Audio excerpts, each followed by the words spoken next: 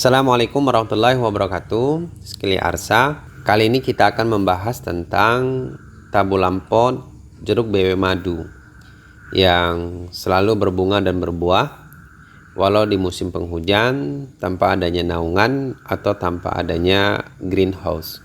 Sebagaimana kita ketahui, pada umumnya di musim penghujan, khususnya tanaman buah-buahan mudah sekali untuk berbunga. Namun, mudah pula bunganya berguguran atau rontok sebelum menjadi buah. Namun tidak berlaku bagi jeruk bawang madu ini, selalu berbunga dan berbuah secara estafet tanpa mengenal adanya musim.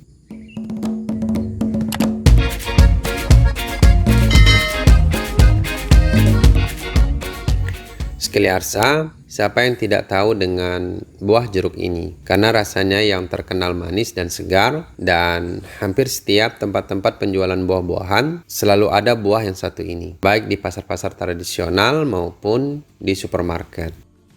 Untuk membudidayakan buah jeruk bawang madu ini sangatlah mudah. Mudah dalam perawatannya dan juga mudah untuk berbuah meskipun di dalam pot.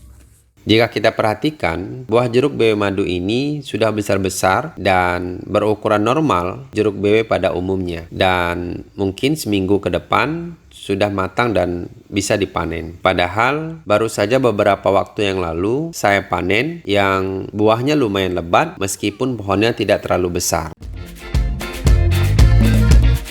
Saat ini, selain buahnya yang sudah hampir matang dan kalau kita perhatikan, sudah banyak juga buah yang berukuran kecil. Seperti ini berukuran sebesar kelereng dan ada juga yang lebih kecil lagi.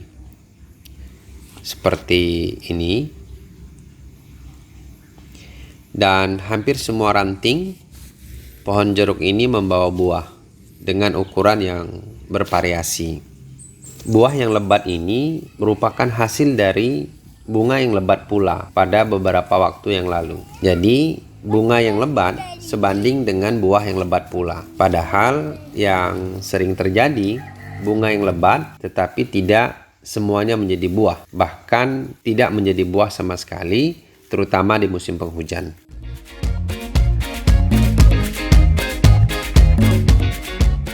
Nah, sekali Arsa, sebenarnya jeruk bawang madu yang selalu berbunga dan berbuah secara estafet tanpa mengenal musim, rahasianya cukup sederhana dan tidak perlu perawatan secara khusus, apalagi full secara organik. Namun, yang harus kita perhatikan adalah yang pertama, tentu pemilihan bibit yang unggul dan berkualitas. Baik bibit tanaman yang kita dapat dari mencangkok atau okulasi sendiri, maupun juga membeli bibit secara online di toko-toko bibit tanaman yang terpercaya. Kualitas bibit sangat menentukan hasilnya. Oleh karenanya, jangan asal memilih bibit karena akan menyesal kemudian.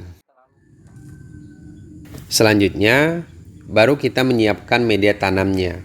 Media tanam yang disiapkan harus media tanam yang cukup nutrisi dan poros. Saya selalu menggunakan campuran media tanam, tanah, sekam, dan kompos plus kohe kambing dengan perbandingan 3, 2, dan 1. 3 tanah,